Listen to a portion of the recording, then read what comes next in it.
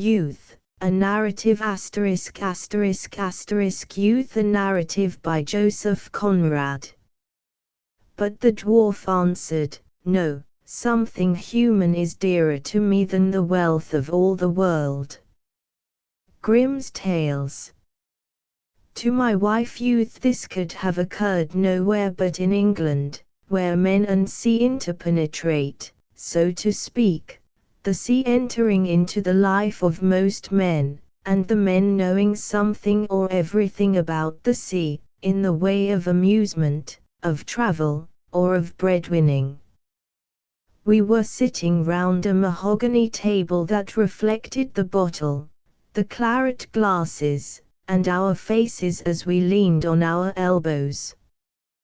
There was a director of companies, an accountant, a lawyer, Marlowe, and myself. The director had been a convoy boy, the accountant had served 4 years at sea, the lawyer, a fine-crusted Tory, high churchman, the best of old fellows, the soul of honour, had been chief officer in the P&O service in the good old days when mailboats were square-rigged at least on 2 masts, and used to come down the China Sea before a fair monsoon with stunsails set alow and aloft. We all began life in the merchant service. Between the 5 of us there was the strong bond of the sea, and also the fellowship of the craft, which no amount of enthusiasm for yachting, cruising, and so on can give, since one is only the amusement of life and the other is life itself. Marlowe, at least I think that is how he spelt his name, told the story, or rather the chronicle, of a voyage. Yes, I have seen a little of the eastern seas, but what I remember best is my first voyage there. You fellows know there are those voyages that seem ordered for the illustration of life, that might stand for a symbol of existence. You fight, work, sweat, nearly kill yourself, sometimes do kill yourself, trying to accomplish something, and you can't. Not from any fault of yours. You simply can do nothing, neither great nor little, not a thing in the world, not even marry an old maid, or get a wretched 600-ton cargo of coal to its port of destination. It was altogether a memorable affair. It was my first voyage to the East, and my first voyage as second mate. It was also my skipper's first command. You'll admit it was time. He was 60 if a day, a little man, with a broad, not very straight back, with bowed shoulders and one leg more bandy than the other. He had that queer twisted about appearance you see so often in men who work in the fields. He had a nutcracker face, chin and nose trying to come together over a sunken mouth, and it was framed in iron grey fluffy hair, that looked like a chin strap of cotton wool sprinkled with coal dust. And he had blue eyes in that old face of his, which were amazingly like a boy's, with that candid expression some quite common men preserve to the end of their days by a rare internal gift of simplicity of heart and rectitude of soul. What induced him to accept me was a wonder. I had come out of a crack Australian clipper, where I had been third officer, and he seemed to have a prejudice against crack clippers as aristocratic and high-toned. He said to me, "You know, in this ship you will have to work." I said I had to work in every ship I had ever been in. "Ah, but this is different, and you gentlemen out of them big ships, but there. I dare say you will do. Join tomorrow." I joined tomorrow. It was 22 years ago, and I was just 20. How time passes! It was one of the happiest days of my life. Fancy! Second mate for the first time, a really responsible officer. I wouldn't have thrown up my new billet for a fortune. The mate looked me over carefully. He was also an old chap, but of another stamp. He had a Roman nose, a snow-white, long beard, and his name was Man, but he insisted that it should be pronounced Man. He was well connected, yet there was something wrong with his luck, and he had never got on. As to the captain, he had been for years in coasters, then in the Mediterranean, and last in the West Indian trade. He had never been round the Capes. He could just write a kind of sketchy hand, and didn't care for writing at all. Both were thorough good seamen, of course, and between those two old chaps I felt like a small boy between two grandfathers. The ship also was old. Her name was the Judy. Queer name, isn't it? She belonged to a man Wilcox, some name like that, but he has been bankrupt and dead these 20 years or more, and his name don't matter. She had been laid up in Shadwell Basin for ever so long. You may imagine her state. She was all rust, dust, grime, soot aloft, dirt on deck. To me it was like coming out of a palace into a ruined cottage. She was about 400 tons, had a primitive windlass, wooden latches to the doors, not a bit of brass about her, and a big square stern. There was on it, below her name in big letters, a lot of scroll work, with the gilt off, and some sort of a coat of arms, with the motto "Do or Die" underneath. I remember it took my fancy immensely. There was a touch of romance in it, something that made me love the old thing, something that appealed to my youth. We left London in ballast, sand ballast, to load a cargo of coal in a northern port for Bangkok. Bangkok! I thrilled. I had been 6 years at sea, but had only seen Melbourne and Sydney, very good places, charming places in their way, but Bangkok. We worked out of the Thames under canvas, with a North Sea pilot on board. His name was German, and he dodged all day long about the galley drying his handkerchief before the stove. Apparently he never slept. He was a dismal man, with a perpetual tear sparkling at the end of his nose, who either had been in trouble, or was in trouble, or expected to be in trouble, couldn't be happy unless something went wrong. He mistrusted my youth, my common sense, and my seamanship, and made a point of showing it in 100 little ways. I dare say he was right. It seems to me I knew very little then, and I know not much more now, but I cherish a hate for that German to this day. We were a week working up as far as Yarmouth Roads, and then we got into a gale, the famous October gale of 22 years ago. It was wind, lightning, sleet, snow, and a terrific sea. We were flying light, and you may imagine how bad it was when I tell you we had smashed bulwarks and a flooded deck. On the second night she shifted her ballast into the lee bow, and by that time we had been blown off somewhere on the Dogger Bank. There was nothing for it but go below with shovels and try to right her, and there we were in that vast hold, gloomy like a cavern, the tallow dips stuck and flickering on the beams, the gale howling above, the ship tossing about like mad on her side. There we all were, Jermyn, the captain, everyone, hardly able to keep our feet, engaged on that grave digger's work, and trying to toss shovelfuls of wet sand up to windward. At every tumble of the ship you could see vaguely in the dim light men falling down with a great flourish of shovels. One of the ship's boys, we had two, impressed by the weirdness of the scene, wept as if his heart would break.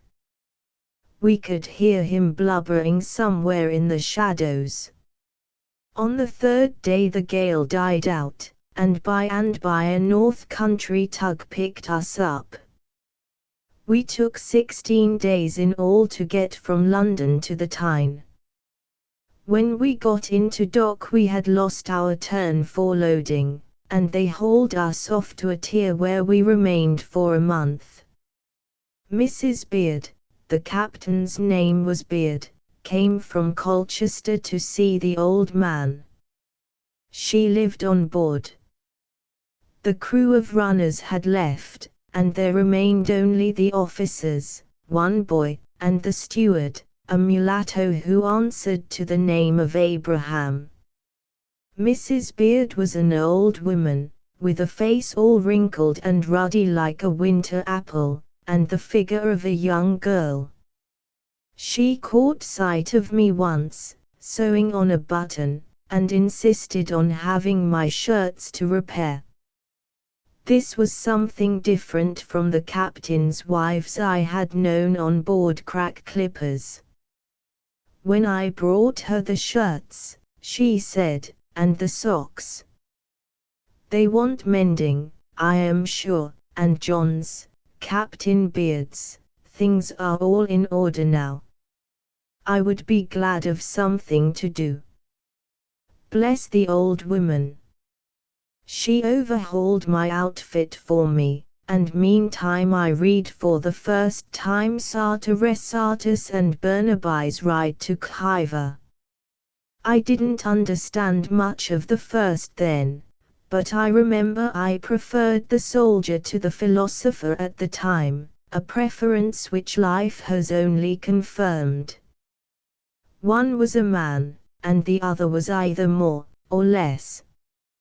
However, they are both dead, and Mrs. Beard is dead, and youth, strength, genius, thoughts, achievements, simple hearts, all dies.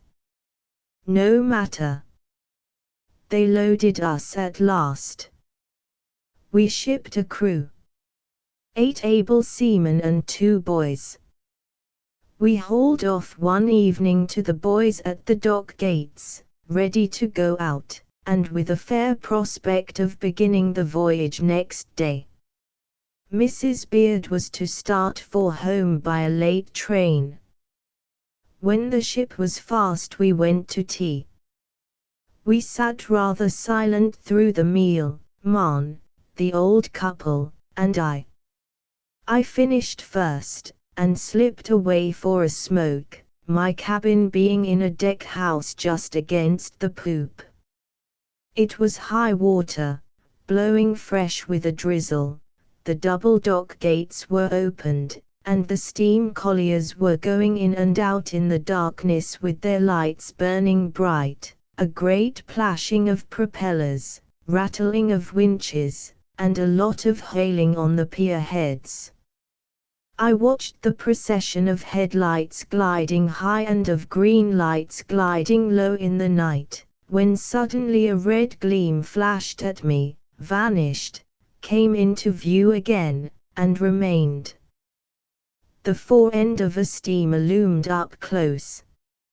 I shouted down the cabin, "Come up, quick," and then heard a startled voice saying afar in the dark, "Stop her, sir." A bell jingled. Another voice cried warningly, "We are going right into that bark, sir." The answer to this was a gruff "all right," and the next thing was a heavy crash as the steamer struck a glancing blow with the bluff of her bow about our fore-rigging. There was a moment of confusion, yelling, and running about. Steam roared. Then somebody was heard saying, "All clear, sir." "Are you all right?" asked the gruff voice. I had jumped forward to see the damage, and hailed back, "I think so." "Easy astern," said the gruff voice. A bell jingled. "What steamer is that?" screamed Mon. By that time she was no more to us than a bulky shadow maneuvering a little way off. They shouted at us some name, a woman's name, Miranda or Melissa, or some such thing. "This means another month in this beastly hole," said Mon to me, as we peered with lamps about the splintered bulwarks and broken braces. "But where's the captain?" We had not heard or seen anything of him all that time. We went aft to look. A doleful voice arose hailing somewhere in the middle of the dock, "Judy ahoy! How the devil did he get there?" "Hullo," we shouted. "I am adrift in our boat without oars," he cried. A belated waterman offered his services, and Mon struck a bargain with him for £half-a-crown to tow our skipper alongside, but it was Mrs. Beard that came up the ladder first. They had been floating about the dock in that miserly cold rain for nearly an hour. I was never so surprised in my life. It appears that when he heard my shout come up he understood at once what was the matter, caught up his wife, ran on deck, and across, and down into our boat, which was fast to the ladder.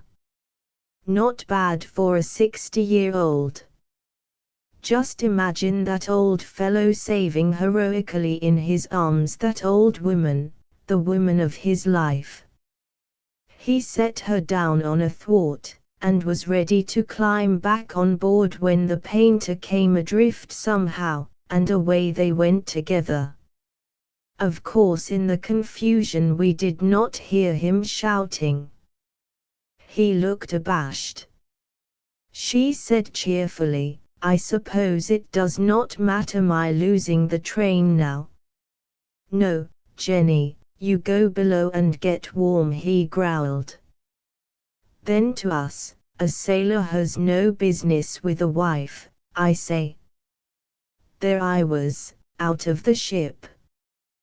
Well, no harm done this time. Let's go and look at what that fool of a steamer smashed. It wasn't much, but it delayed us 3 weeks. At the end of that time, the captain being engaged with his agents, I carried Mrs. Beard's bag to the railway station and put her all comfy into a third-class carriage. She lowered the window to say, "You are a good young man. If you see John, Captain Beard, without his muffler at night, just remind him from me to keep his throat well wrapped up." "Certainly, Mrs. Beard," I said.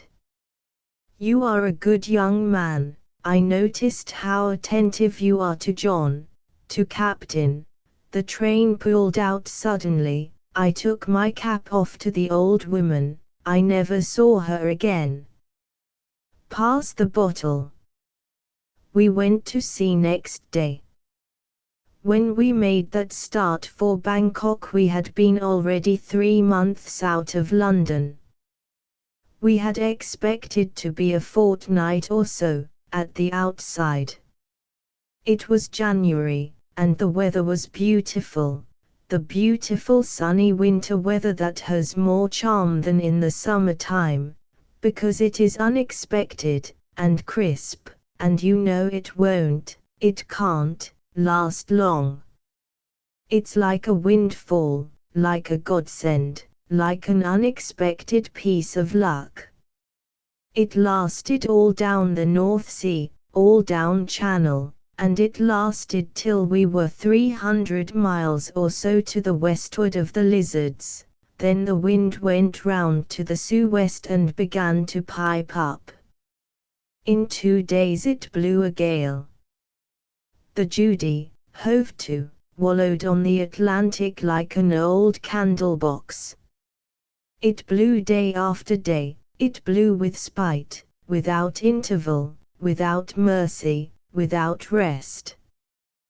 The world was nothing but an immensity of great foaming waves rushing at us, under a sky low enough to touch with the hand and dirty like a smoked ceiling.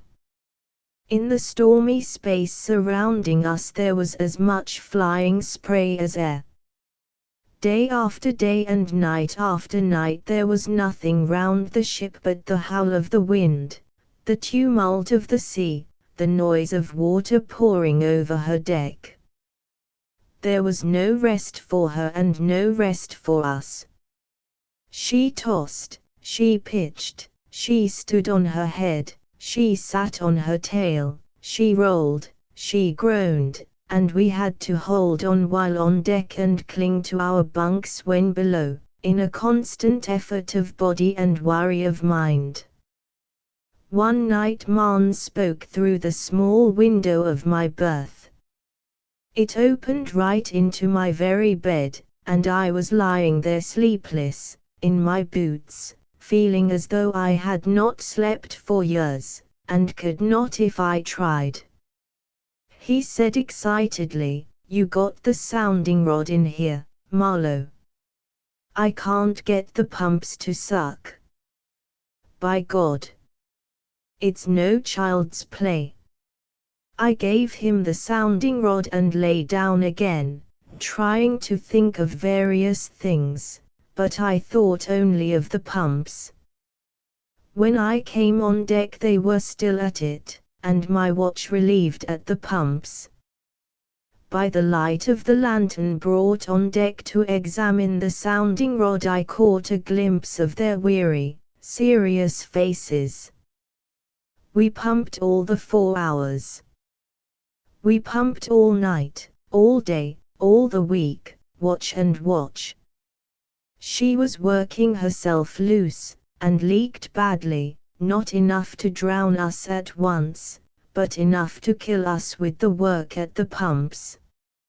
And while we pumped the ship was going from us piecemeal, the bulwarks went, the stanchions were torn out, the ventilators smashed, the cabin door burst in.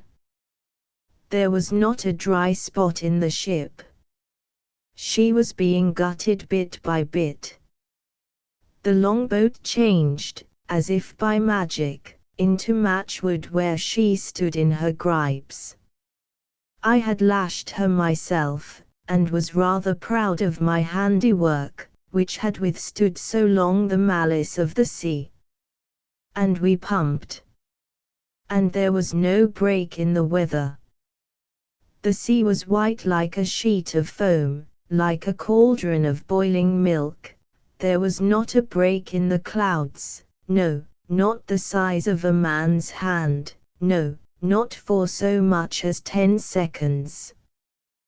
There was for us no sky, there were for us no stars, no sun, no universe, nothing but angry clouds and an infuriated sea. We pumped watch and watch, for dear life, and it seemed to last for months, for years, for all eternity, as though we had been dead and gone to a hell for sailors. We forgot the day of the week, the name of the month, what year it was, and whether we had ever been ashore. The sails blew away, she lay broadside on under a weather cloth, the ocean poured over her, and we did not care. We turned those handles, and had the eyes of idiots. As soon as we had crawled on deck, I used to take a round turn with a rope about the men, the pumps, and the mainmast, and we turned incessantly, with the water to our waists, to our necks, over our heads. It was all one. We had forgotten how it felt to be dry. And there was somewhere in me the thought, by Jove, this is the deuce of an adventure, something you read about, and it is my first voyage as second mate, and I am only 20, and here I am lasting it out as well as any of these men, and keeping my chaps up to the mark. I was pleased. I would not have given up the experience for worlds. I had moments of exultation. Whenever the old dismantled craft pitched heavily with her counter high in the air, she seemed to me to throw up, like an appeal, like a defiance, like a cry to the clouds without mercy, the words written on her stern, Judy, London. Do or die. O youth! The strength of it, the faith of it, the imagination of it. To me she was not an old rattletrap carting about the world a lot of coal for a freight. To me she was the endeavor, the test, the trial of life.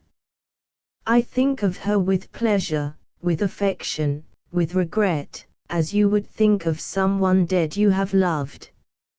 I shall never forget her. Pass the bottle. One night when tied to the mast, as I explained, we were pumping on, deafened with the wind, and without spirit enough in us to wish ourselves dead. A heavy sea crashed aboard and swept clean over us. As soon as I got my breath I shouted, as in duty bound, "Keep on, boys," when suddenly I felt something hard floating on deck strike the calf of my leg. I made a grab at it and missed.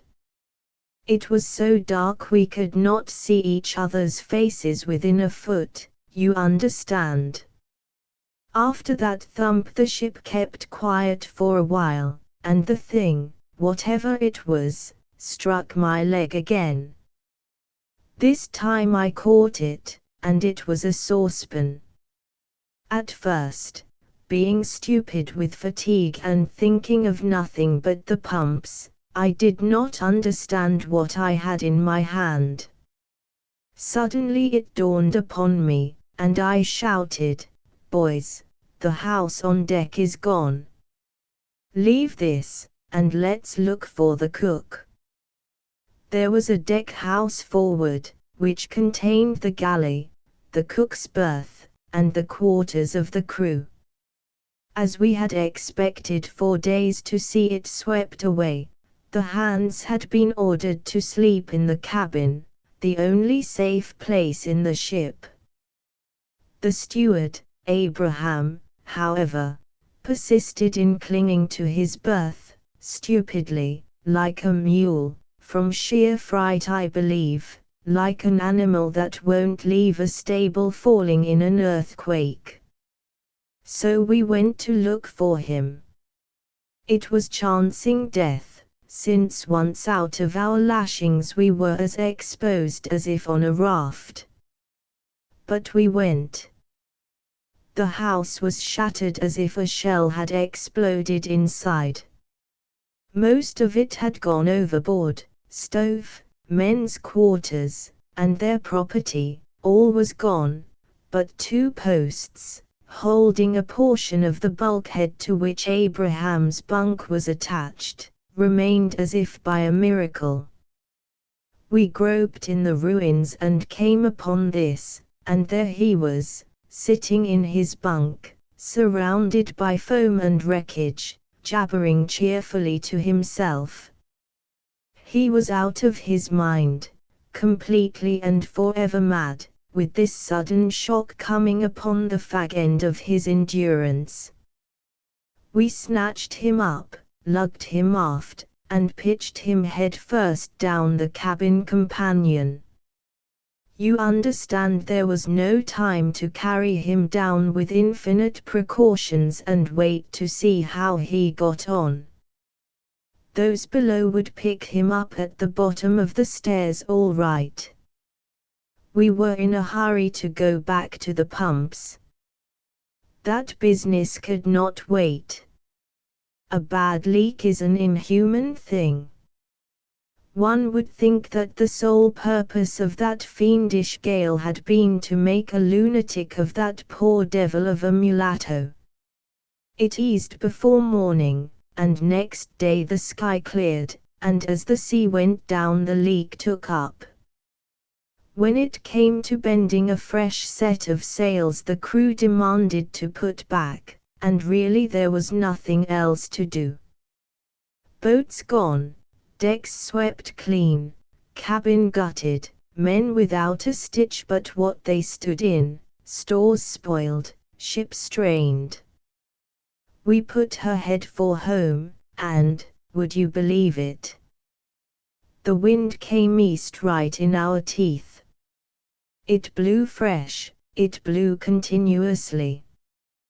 We had to beat up every inch of the way, but she did not leak so badly, the water keeping comparatively smooth. 2 hours pumping in every 4 is no joke, but it kept her afloat as far as Falmouth. The good people there live on casualties of the sea, and no doubt were glad to see us. A hungry crowd of shipwrights sharpened their chisels at the sight of that carcass of a ship. And, by Jove, they had pretty pickings off us before they were done. I fancy the owner was already in a tight place. There were delays. Then it was decided to take part of the cargo out and caulk her topsides. This was done, the repairs finished, cargo reshipped, a new crew came on board, and we went out, for Bangkok. At the end of a week we were back again. The crew said they weren't going to Bangkok, 150 days passage, in a something hooker that wanted pumping 8 hours out of the 24. And the nautical papers inserted again the little paragraph, Judy Bark. Tyne to Bangkok, coals, put back to Falmouth leaky and with crew refusing duty.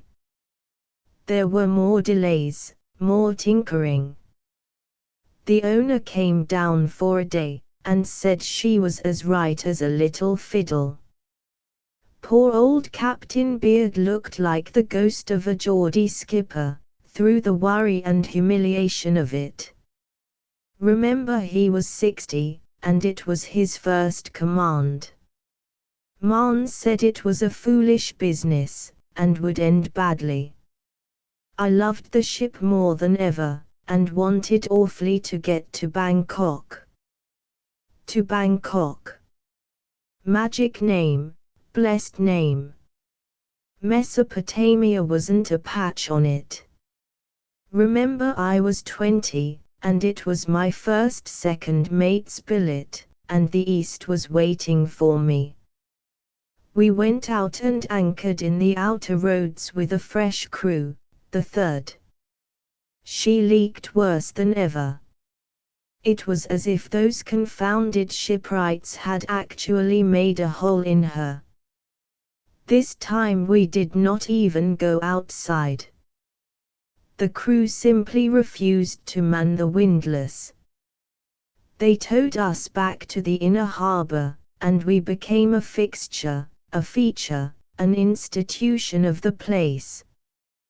People pointed us out to visitors as that air bark that's going to Bangkok, has been here 6 months, put back 3 times.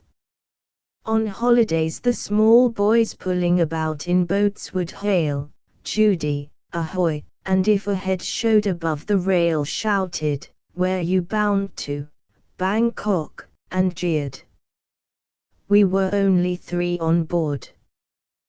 The poor old skipper mooned in the cabin.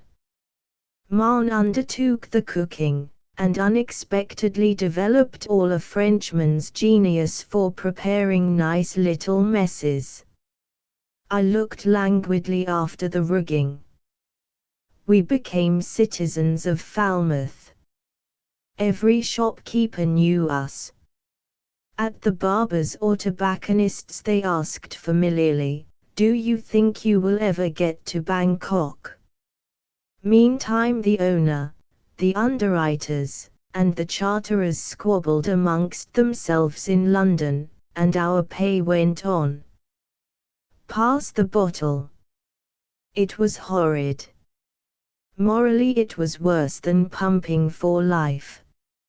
It seemed as though we had been forgotten by the world, belonged to nobody, would get nowhere. It seemed that, as if bewitched, we would have to live forever and ever in that inner harbor, a derision and a byword to generations of longshore loafers and dishonest boatmen. I obtained 3 months' pay and a 5 days' leave, and made a rush for London. It took me a day to get there and pretty well another to come back, but 3 months' pay went all the same. I don't know what I did with it. I went to a music hall, I believe, lunched, dined, and supped in a swell place in Regent Street, and was back to time, with nothing but a complete set of Byron's works and a new railway rug to show for 3 months' work. The boatman who pulled me off to the ship said, "Hello. I thought you had left the old thing. She will never get to Bangkok." "That's all you know about it," I said scornfully, but I didn't like that prophecy at all. Suddenly a man, some kind of agent to somebody, appeared with full powers. He had grog blossoms all over his face, an indomitable energy, and was a jolly soul. We leaped into life again. A hulk came alongside, took our cargo, and then we went into dry dock to get our copper stripped. No wonder she leaked. The poor thing, strained beyond endurance by the gale, had, as if in disgust, spat out all the oakum of her lower seams. She was recalked, new coppered, and made as tight as a bottle. We went back to the hulk and reshipped our cargo. Then on a fine moonlight night, all the rats left the ship. We had been infested with them. They had destroyed our sails, consumed more stores than the crew, affably shared our beds and our dangers, and now, when the ship was made seaworthy, concluded to clear out. I called Marn to enjoy the spectacle. Rat after rat appeared on our rail, took a last look over his shoulder, and leaped with a hollow thud into the empty hulk. We tried to count them, but soon lost the tale. Marn said, "Well, well, don't talk to me about the intelligence of rats. They ought to have left before, when we had that narrow squeak from foundering." There you have the proof how silly is the superstition about them. They leave a good ship for an old rotten hulk, where there is nothing to eat, too, the fools. I don't believe they know what is safe or what is good for them, any more than you or I. And after some more talk we agreed that the wisdom of rats had been grossly overrated, being in fact no greater than that of men. The story of the ship was known, by this, all up the channel from Land's End to the Forelands, and we could get no crew on the south coast. They sent us one all complete from Liverpool, and we left once more, for Bangkok. We had fair breezes, smooth water right into the tropics, and the old Judy lumbered along in the sunshine. When she went 8 knots everything cracked aloft, and we tied our caps to our heads, but mostly she strolled on at the rate of 3 miles an hour. What could you expect? She was tired, that old ship. Her youth was where mine is, where yours is, you fellows who listen to this yarn, and what friend would throw your years and your weariness in your face? We didn't grumble at her. To us aft, at least, it seemed as though we had been born in her, reared in her, had lived in her for ages, had never known any other ship. I would just as soon have abused the old village church at home for not being a cathedral. And for me there was also my youth to make me patient. There was all the East before me, and all life, and the thought that I had been tried in that ship and had come out pretty well. And I thought of men of old who, centuries ago, went that rode in ships that sailed no better, to the land of palms, and spices, and yellow sands, and of brown nations ruled by kings more cruel than Nero the Roman and more splendid than Solomon the Jew. The old bark lumbered on, heavy with her age and the burden of her cargo, while I lived the life of youth in ignorance and hope. She lumbered on through an interminable procession of days, and the fresh gilding flashed back at the setting sun, seemed to cry out over the darkening sea the words painted on her stern, Judy, London. Do or die. Then we entered the Indian Ocean and steered northerly for Java Head. The winds were light. Weeks slipped by. She crawled on, do or die, and people at home began to think of posting us as overdue. One Saturday evening, I being off duty, the men asked me to give them an extra bucket of water or so, for washing clothes. As I did not wish to screw on the fresh water pump so late, I went forward whistling, and with a key in my hand to unlock the forepeak scuttle, intending to serve the water out of a spare tank we kept there. The smell down below was as unexpected as it was frightful. One would have thought hundreds of paraffin lamps had been flaring and smoking in that hole for days. I was glad to get out. The man with me coughed and said, "Funny smell, sir." I answered negligently, "It's good for the health, they say," and walked aft. The first thing I did was to put my head down the square of the midship ventilator. As I lifted the lid a visible breath, something like a thin fog, a puff of faint haze, rose from the opening. The ascending air was hot, and had a heavy, sooty, paraffin-y smell. I gave one sniff, and put down the lid gently. It was no use choking myself. The cargo was on fire. Next day she began to smoke in earnest. You see, it was to be expected, for though the coal was of a safe kind, that cargo had been so handled, so broken up with handling, that it looked more like smithy coal than anything else. Then it had been wetted, more than once. It rained all the time we were taking it back from the hulk, and now with this long passage it got heated, and there was another case of spontaneous combustion. The captain called us into the cabin. He had a chart spread on the table, and looked unhappy. He said, "The coast of West Australia is near, but I mean to proceed to our destination.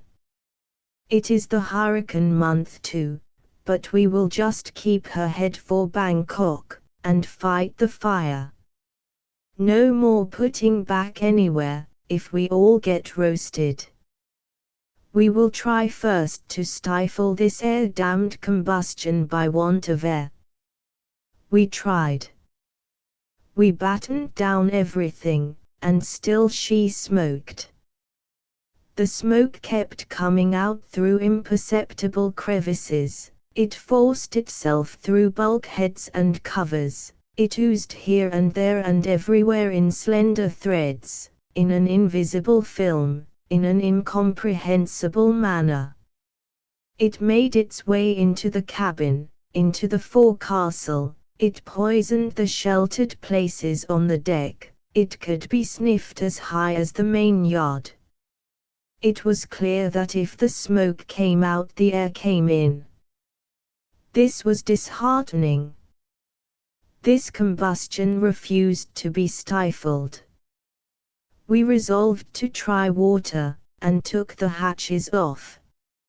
Enormous volumes of smoke, whitish, yellowish, thick, greasy, misty, choking, ascended as high as the trucks.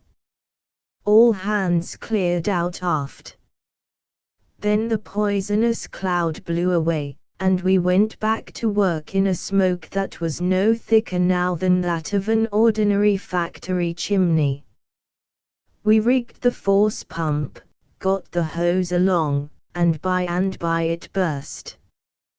Well, it was as old as the ship, a prehistoric hose, and past repair. Then we pumped with the feeble head pump, drew water with buckets, and in this way managed in time to pour lots of Indian Ocean into the main hatch. The bright stream flashed in sunshine, fell into a layer of white crawling smoke, and vanished on the black surface of coal. Steam ascended mingling with the smoke. We poured salt water as into a barrel without a bottom. It was our fate to pump in that ship, to pump out of her, to pump into her, and after keeping water out of her to save ourselves from being drowned, we frantically poured water into her to save ourselves from being burnt. And she crawled on, do or die, in the serene weather. The sky was a miracle of purity, a miracle of azure. The sea was polished, was blue, was pellucid, was sparkling like a precious stone, extending on all sides, all round to the horizon, as if the whole terrestrial globe had been one jewel, one colossal sapphire, a single gem fashioned into a planet. And on the luster of the great calm waters the Judy glided imperceptibly, enveloped in languid and unclean vapors, in a lazy cloud that drifted to leeward, light and slow, a pestiferous cloud defiling the splendor of sea and sky. All this time of course we saw no fire. The cargo smoldered at the bottom somewhere. Once Man, as we were working side by side, said to me with a queer smile, "Now, if she only would spring a tidy leak, like that time when we first left the channel, it would put a stopper on this fire." Wouldn't it? I remarked irrelevantly, "Do you remember the rats?" We fought the fire and sailed the ship too as carefully as though nothing had been the matter. The steward cooked and attended on us. Of the other 12 men, 8 worked while 4 rested. Everyone took his turn, captain included. There was equality, and if not exactly fraternity, then a deal of good feeling. Sometimes a man, as he dashed a bucket full of water down the hatchway, would yell out, "Hurrah for Bangkok," and the rest laughed. But generally we were taciturn and serious, and thirsty. Oh, how thirsty! And we had to be careful with the water. Strict allowance. The ship smoked, the sun blazed. Pass the bottle. We tried everything.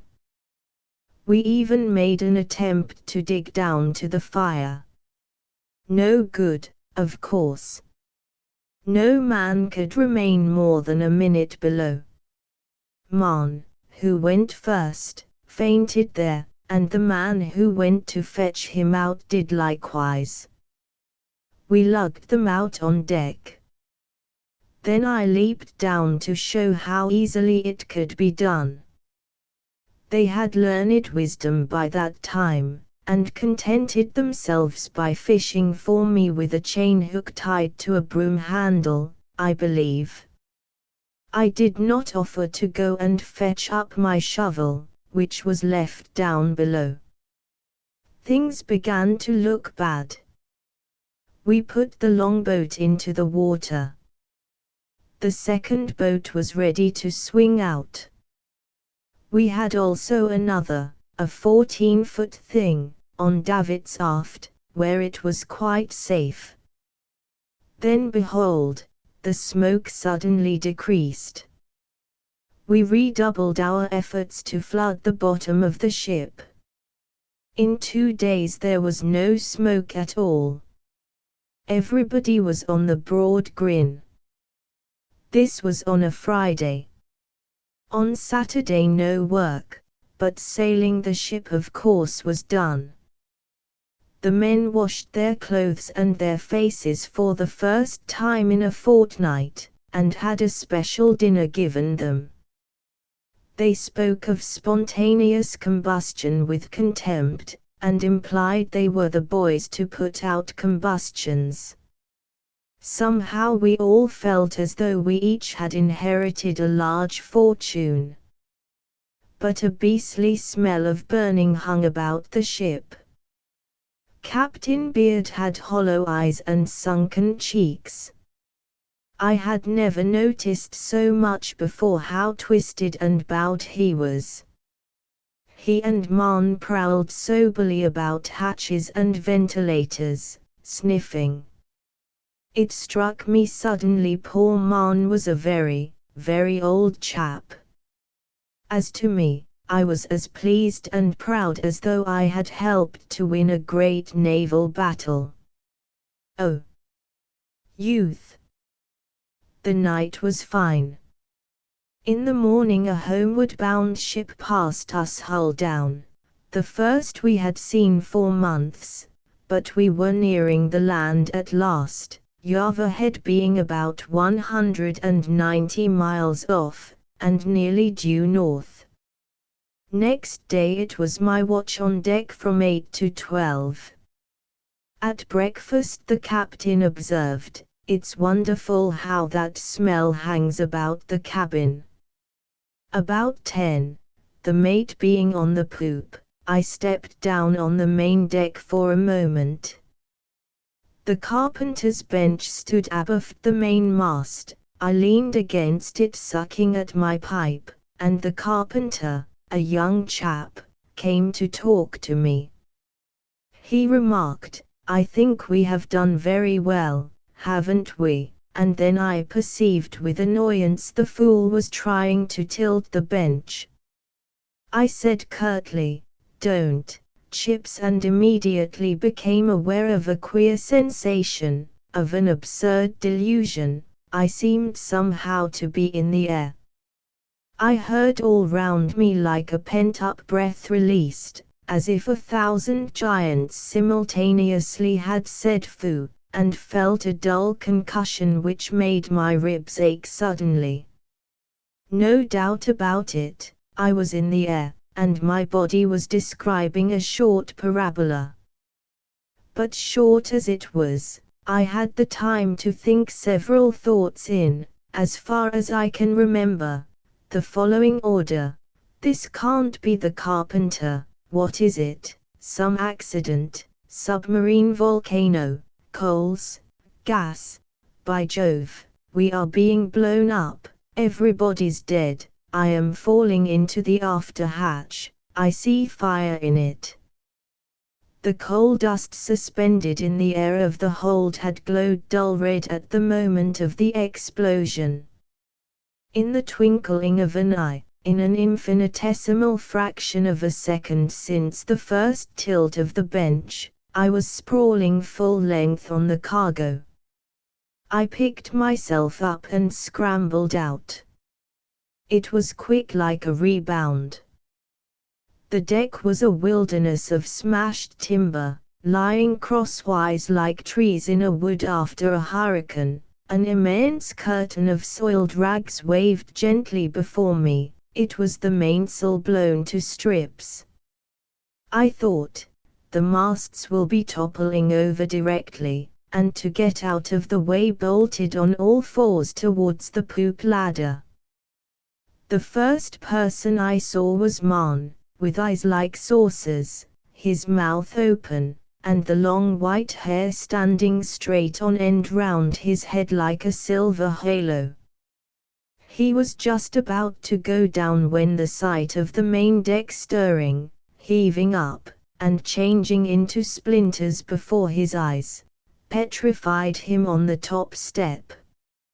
I stared at him in unbelief, and he stared at me with a queer kind of shocked curiosity. I did not know that I had no hair, no eyebrows, no eyelashes, that my young moustache was burnt off, that my face was black, one cheek laid open, my nose cut, and my chin bleeding. I had lost my cap, one of my slippers, and my shirt was torn to rags. Of all this I was not aware. I was amazed to see the ship still afloat, the poop deck whole, and, most of all, to see anybody alive. Also the peace of the sky and the serenity of the sea were distinctly surprising. I suppose I expected to see them convulsed with horror. Pass the bottle. There was a voice hailing the ship from somewhere, in the air, in the sky, I couldn't tell. Presently I saw the captain, and he was mad. He asked me eagerly, "Where's the cabin table?" and to hear such a question was a frightful shock. I had just been blown up, you understand, and vibrated with that experience. I wasn't quite sure whether I was alive. Marn began to stamp with both feet and yelled at him, "Good God, don't you see the deck's blown out of her?" I found my voice, and stammered out as if conscious of some gross neglect of duty, "I don't know where the cabin table is." It was like an absurd dream. Do you know what he wanted next? Well, he wanted to trim the yards. Very placidly, and as if lost in thought, he insisted on having the foreyard squared. "I don't know if there's anybody alive," said Marn, almost tearfully. "Surely," he said gently, "there will be enough left to square the foreyard." The old chap, it seems, was in his own berth, winding up the chronometers, when the shock sent him spinning. Immediately it occurred to him, as he said afterwards, that the ship had struck something, and he ran out into the cabin. There, he saw, the cabin table had vanished somewhere. The deck being blown up, it had fallen down into the lazarette, of course. Where we had our breakfast that morning he saw only a great hole in the floor. This appeared to him so awfully mysterious, and impressed him so immensely, that what he saw and heard after he got on deck were mere trifles in comparison. And, mark, he noticed directly the wheel deserted and his bark off her course, and his only thought was to get that miserable, stripped, undecked, smouldering shell of a ship back again with her head pointing at her port of destination. Bangkok. That's what he was after. I tell you, this quiet, bowed, bandy-legged, almost deformed little man was immense in the singleness of his idea and in his placid ignorance of our agitation. He motioned us forward with a commanding gesture, and went to take the wheel himself. Yes, that was the first thing we did, trim the yards of that wreck. No one was killed, or even disabled, but everyone was more or less hurt.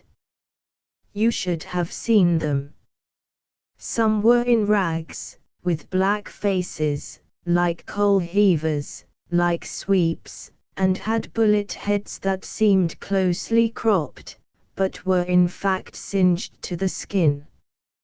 Others, of the watch below, awakened by being shot out from their collapsing bunks, shivered incessantly, and kept on groaning even as we went about our work. But they all worked. That crew of Liverpool hard cases had in them the right stuff. It's my experience they always have.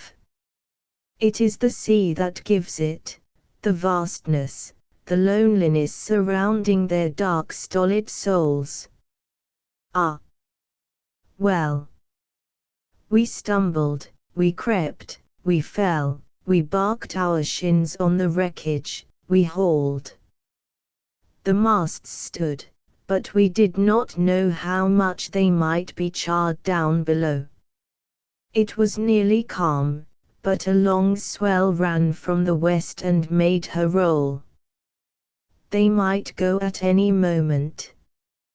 We looked at them with apprehension. One could not foresee which way they would fall. Then we retreated aft and looked about us. The deck was a tangle of planks on edge, of planks on end, of splinters, of ruined woodwork. The masts rose from that chaos like big trees above a matted undergrowth.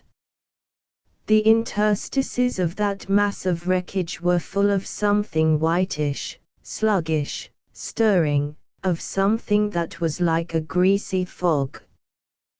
The smoke of the invisible fire was coming up again, was trailing, like a poisonous thick mist in some valley choked with dead wood.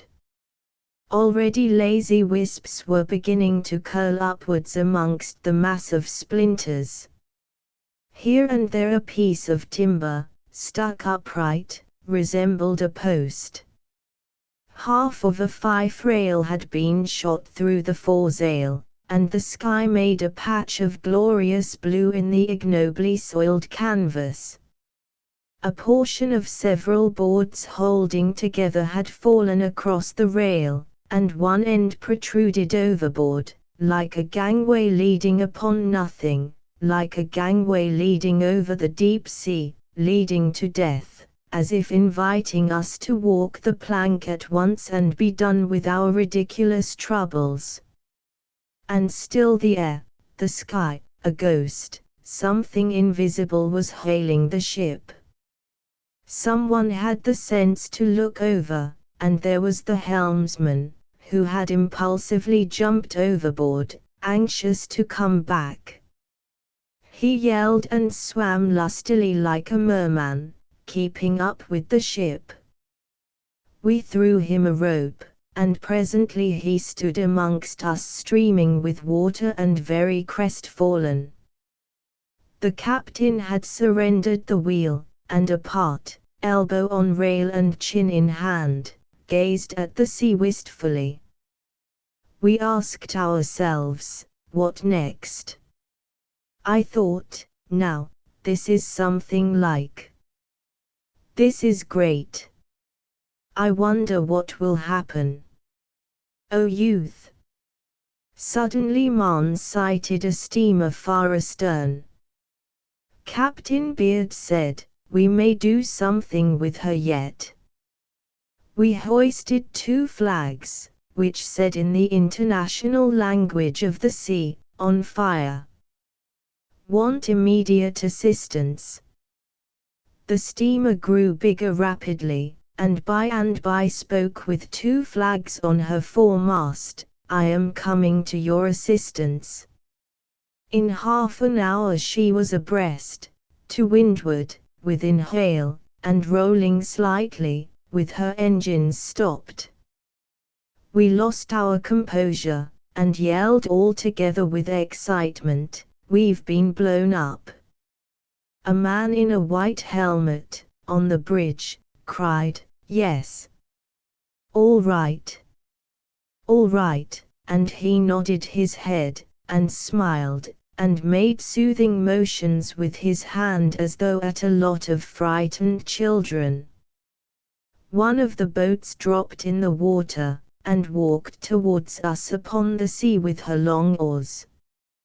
4 calashes pulled a swinging stroke. This was my first sight of Malay seamen. I've known them since, but what struck me then was their unconcern. They came alongside, and even the bowman standing up and holding to our main chains with the boat hook did not deign to lift his head for a glance. I thought people who had been blown up deserved more attention. A little man, dry like a chip and agile like a monkey, clambered up. It was the mate of the steamer. He gave one look, and cried, "Oh boys, you had better quit." We were silent. He talked apart with the captain for a time, seemed to argue with him. Then they went away together to the steamer.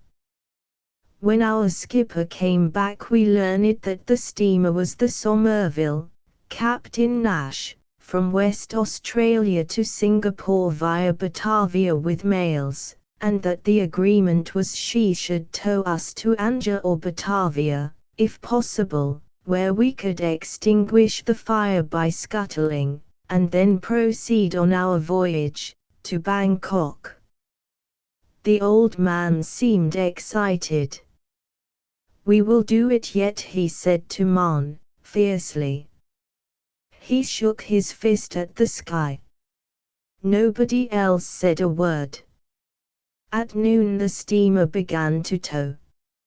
She went ahead slim and high, and what was left of the Judy followed at the end of 70 fathom of tow rope, followed her swiftly like a cloud of smoke with mastheads protruding above. We went aloft to furl the sails. We coughed on the yards, and were careful about the bunts. Do you see the lot of us there, putting a neat furl on the sails of that ship doomed to arrive nowhere? There was not a man who didn't think that at any moment the masts would topple over. From aloft we could not see the ship for smoke, and they worked carefully, passing the gaskets with even turns. "Harbour full, aloft there," cried Mon from below. "You understand this? I don't think one of those chaps expected to get down in the usual way. When we did I heard them saying to each other, 'Well, I thought we would come down overboard, in a lump, sticks and all, blame me if I didn't.' That's what I was thinking to myself," would answer wearily another battered and bandaged scarecrow. And, mind, these were men without the drilled-in habit of obedience. To an onlooker they would be a lot of profane scalawags without a redeeming point. What made them do it? What made them obey me when I, thinking consciously how fine it was, made them drop the bunt of the foresail twice to try and do it better. What? They had no professional reputation, no examples, no praise. It wasn't a sense of duty. They all knew well enough how to shirk, and laze, and dodge, when they had a mind to it, and mostly they had. Was it the £2.10 a month that sent them there? They didn't think their pay half good enough. No, it was something in them, something inborn and subtle and everlasting. I don't say positively that the crew of a French or German merchantman wouldn't have done it, but I doubt whether it would have been done in the same way. There was a completeness in it, something solid like a principle, and masterful like an instinct, a disclosure of something secret, of that hidden something, that gift, of good or evil that makes racial difference, that shapes the fate of nations. It was that night at 10 that, for the first time since we had been fighting it, we saw the fire. The speed of the towing had fanned the smouldering destruction. A blue gleam appeared forward, shining below the wreck of the deck. It wavered in patches, it seemed to stir and creep like the light of a glowworm. I saw it first, and told Mon. Then the game's up, he said. We had better stop this towing, or she will burst out suddenly fore and aft before we can clear out. We set up a yell, rang bells to attract their attention, they towed on. At last Mon and I had to crawl forward and cut the rope with an axe. There was no time to cast off the lashings. Red tongues could be seen licking the wilderness of splinters under our feet as we made our way back to the poop. Of course they very soon found out in the steamer that the rope was gone. She gave a loud blast of her whistle, her lights were seen sweeping in a wide circle, she came up ranging close alongside, and stopped. We were all in a tight group on the poop looking at her. Every man had saved a little bundle or a bag. Suddenly a conical flame with a twisted top shot up forward and threw upon the black sea a circle of light, with the two vessels side by side and heaving gently in its center. Captain Beard had been sitting on the gratings still and mute for hours, but now he rose slowly and advanced in front of us, to the mizzen shrouds. Captain Nash hailed, "Come along. Look sharp. I have mail bags on board. I will take you and your boats to Singapore." "Thank you." "No," said our skipper. "We must see the last of the ship." "I can't stand by any longer," shouted the other. "Mails, you know." "Eh. We are all right." "Very well. I'll report you in Singapore. Goodbye." He waved his hand. Our men dropped their bundles quietly. The steamer moved ahead, and passing out of the circle of light, vanished at once from our sight, dazzled by the fire which burned fiercely. And then I knew that I would see the East first as commander of a small boat. I thought it fine, and the fidelity to the old ship was fine. We should see the last of her. Oh, the glamour of youth! Oh, the fire of it, more dazzling than the flames of the burning ship, throwing a magic light on the wide earth, leaping audaciously to the sky, presently to be quenched by time, more cruel, more pitiless, more bitter than the sea, and like the flames of the burning ship surrounded by an impenetrable night. The old man warned us in his gentle and inflexible way that it was part of our duty to save for the underwriters as much as we could of the ship's gear. According we went to work aft, while she blazed forward to give us plenty of light. We lugged out a lot of rubbish. What didn't we save? An old barometer fixed with an absurd quantity of screws nearly cost me my life. A sudden rush of smoke came upon me, and I just got away in time. There were various stores, bolts of canvas, coils of rope. The poop looked like a marine bazaar, and the boats were lumbered to the gunwales. One would have thought the old man wanted to take as much as he could of his first command with him. He was very, very quiet, but off his balance evidently. Would you believe it? He wanted to take a length of old stream cable and a kedge anchor with him in the longboat. We said, sir, deferentially, and on the quiet let the thing slip overboard. The heavy medicine chest went that way, 2 bags of green coffee, tins of paint, fancy paint, a whole lot of things. Then I was ordered with 2 hands into the boats to make a stowage and get them ready against the time it would be proper for us to leave the ship.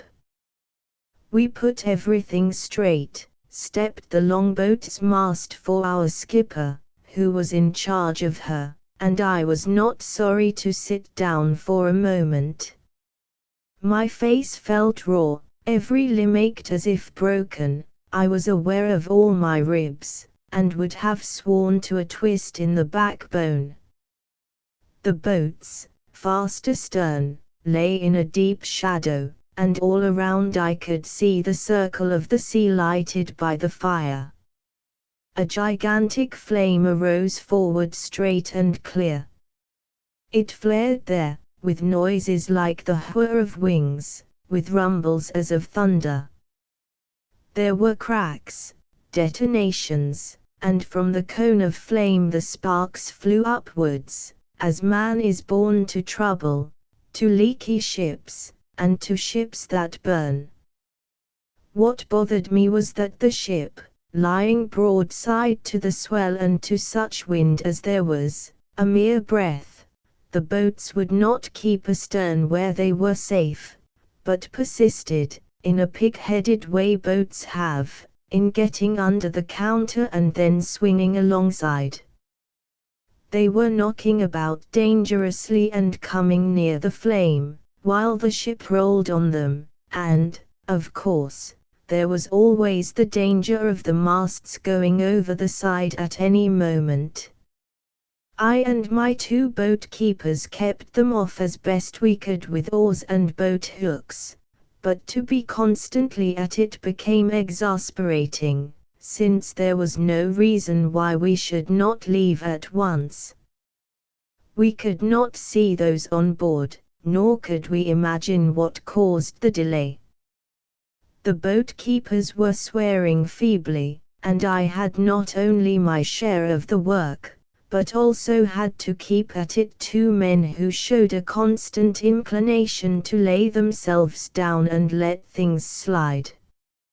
At last I hailed on deck there and someone looked over. "We're ready here," I said. The head disappeared, and very soon popped up again. "The captain says, 'All right, sir,' and to keep the boats well clear of the ship." Half an hour passed. Suddenly there was a frightful racket, rattle, clanking of chain, hiss of water, and millions of sparks flew up into the shivering column of smoke that stood leaning slightly above the ship.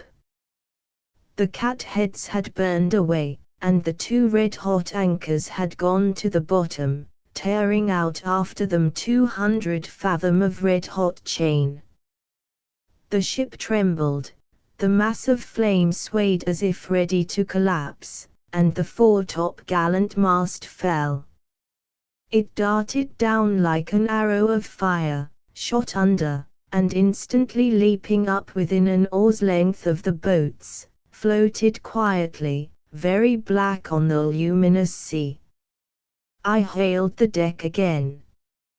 After some time a man in an unexpectedly cheerful but also muffled tone, as though he had been trying to speak with his mouth shut, informed me, "Coming directly, sir," and vanished.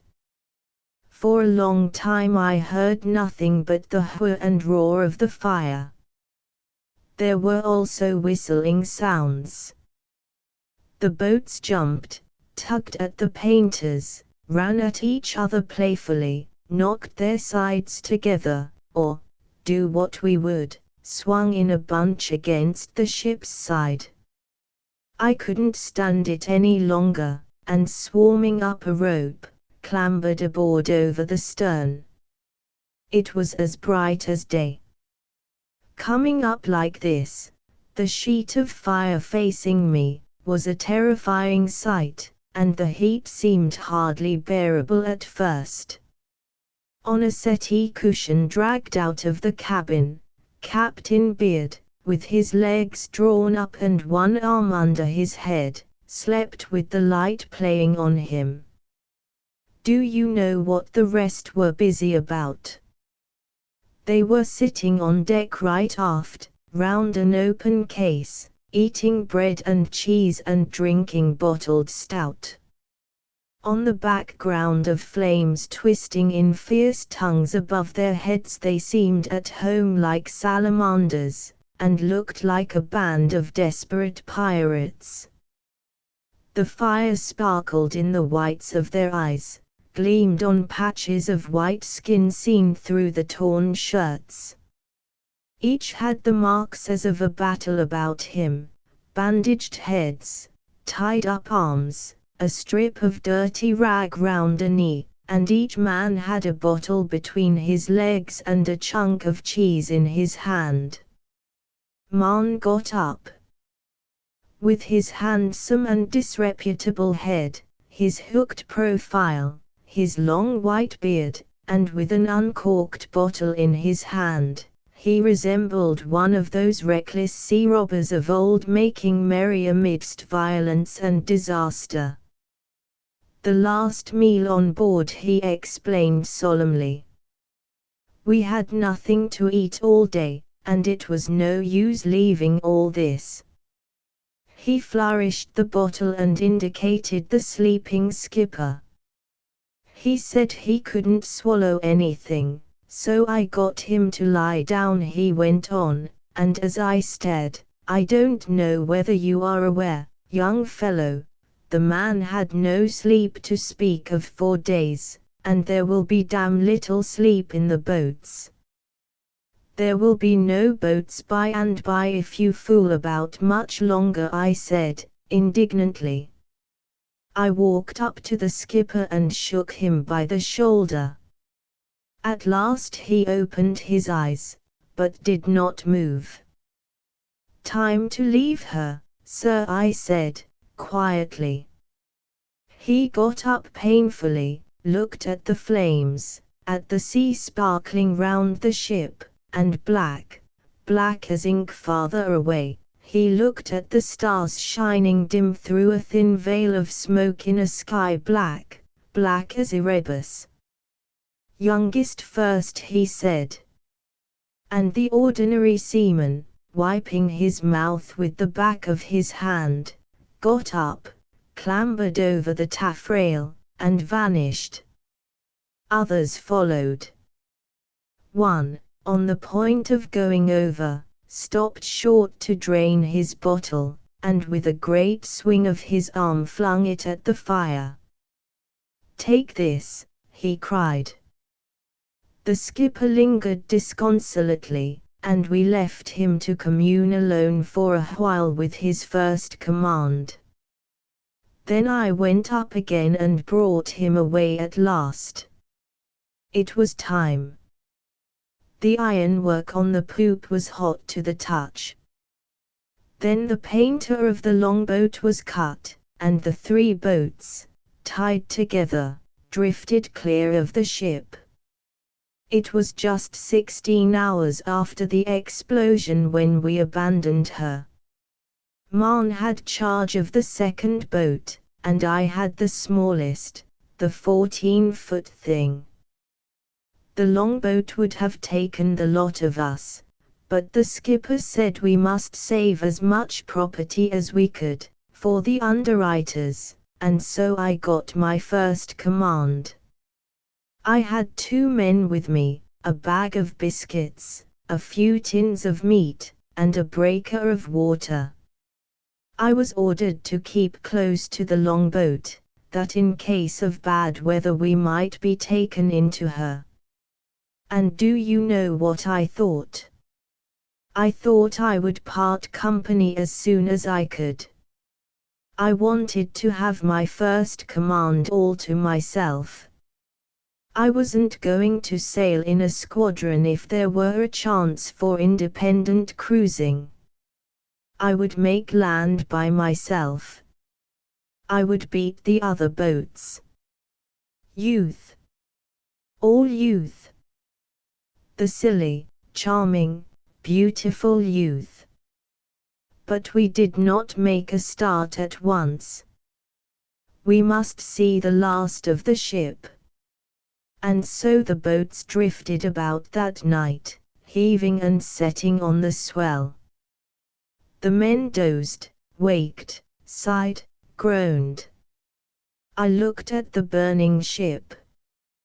Between the darkness of earth and heaven she was burning fiercely upon a disk of purple sea shot by the blood-red play of gleams, upon a disk of water glittering and sinister. A high, clear flame, an immense and lonely flame, ascended from the ocean, and from its summit the black smoke poured continuously at the sky. She burned furiously, mournful and imposing like a funeral pile kindled in the night, surrounded by the sea, watched over by the stars. A magnificent death had come like a grace, like a gift, like a reward to that old ship at the end of her laborious days. The surrender of her weary ghost to the keeping of stars and sea was stirring like the sight of a glorious triumph. The masts fell just before daybreak, and for a moment there was a burst and turmoil of sparks that seemed to fill with flying fire the night patient and watchful, the vast night lying silent upon the sea. At daylight she was only a charred shell, floating still under a cloud of smoke and bearing a glowing mass of coal within. Then the oars were got out, and the boats forming in a line moved round her remains as if in procession, the longboat leading. As we pulled across her stern a slim dart of fire shot out viciously at us, and suddenly she went down, head first, in a great hiss of steam. The unconsumed stern was the last to sink, but the paint had gone, had cracked, had peeled off, and there were no letters, there was no word, no stubborn device that was like her soul, to flash at the rising sun her creed and her name. We made our way north. A breeze sprang up, and about noon all the boats came together for the last time. I had no mast or sail in mine, but I made a mast out of a spare oar and hoisted a boat awning for a sail, with a boat hook for a yard. She was certainly overmast, but I had the satisfaction of knowing that with the wind aft I could beat the other 2. I had to wait for them. Then we all had a look at the captain's chart, and, after a sociable meal of hard bread and water, got our last instructions. These were simple: steer north, and keep together as much as possible. "Be careful with that jury rig, Marlowe," said the captain, and Marn, as I sailed proudly past his boat, wrinkled his curved nose and hailed, "You will sail that ship of yours under water, if you don't look out, young fellow." He was a malicious old man, and may the deep sea where he sleeps now rock him gently, rock him tenderly to the end of time. Before sunset a thick rain squall passed over the two boats, which were far astern, and that was the last I saw of them for a time. Next day I sat steering my cockle shell, my first command, with nothing but water and sky around me. I did sight in the afternoon the upper sails of a ship far away, but said nothing, and my men did not notice her. You see, I was afraid she might be homeward bound, and I had no mind to turn back from the portals of the east. I was steering for Java, another blessed name, like Bangkok, you know. I steered many days. I need not tell you what it is to be knocking about in an open boat. I remember nights and days of calm when we pulled, and the boat seemed to stand still, as if bewitched within the circle of the sea horizon. I remember the heat, the deluge of rain squalls that kept us bailing for dear life, but filled our water cask, and I remember 16 hours on end with a mouth dry as a cinder and a steering oar over the stern to keep my first command head on to a breaking sea. I did not know how good a man I was till then. I remember the drawn faces, the dejected figures of my two men, and I remember my youth and the feeling that will never come back any more, the feeling that I could last forever, outlast the sea, the earth, and all men, the deceitful feeling that lures us on to joys, to perils, to love, to vain effort, to death, the triumphant conviction of strength, the heat of life in the handful of dust, the glow in the heart that with every year grows dim, grows cold, grows small, and expires, too soon, before life itself. And this is how I see the East. I have seen its secret places and have looked into its very soul, but now I see it always from a small boat, a high outline of mountains, blue and afar in the morning, like faint mist at noon, a jagged wall of purple at sunset. I have the feel of the oar in my hand, the vision of a scorching blue sea in my eyes.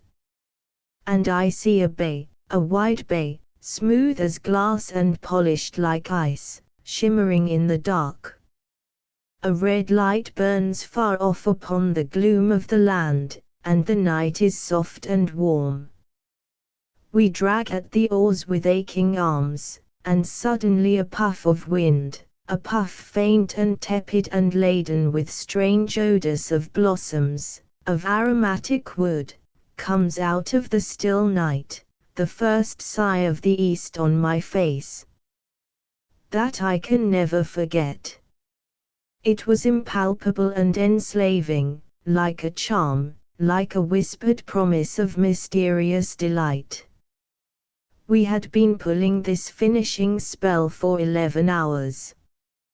2 pulled, and he whose turn it was to rest sat at the tiller. We had made out the red light in that bay and steered for it, guessing it must mark some small coasting port.